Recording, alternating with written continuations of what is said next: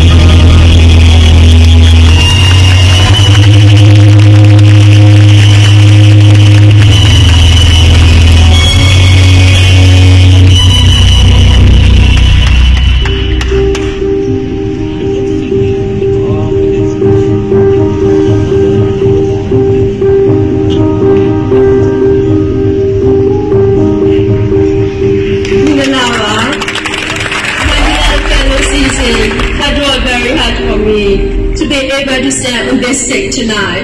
This is because of that. They want me to speak about their sadness and sorrow on behalf of them who are suffering from the current situation in my beloved country, Myanmar. I deeply sorry for the people who have lost their life on the streets. Today, in my country, Myanmar, while I do speak on this stage, there are so many people dying, more than 100 people dying today. I deeply sorry for all the people who have lost their life.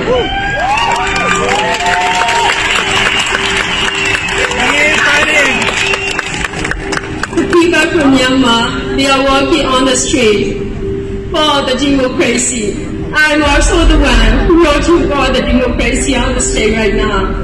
Thank you so much to the Mission International Organization to give me such a great opportunity to speak out my words through this platform to the international. I want to say for here that please help Myanmar. We need your urgent international help right now.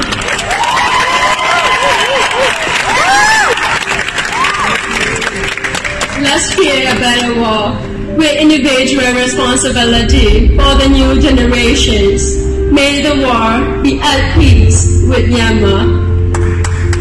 May the world make it a better place for you and for me and the entire human race. There are people lonely and together for the living. Make a better place for you and for me.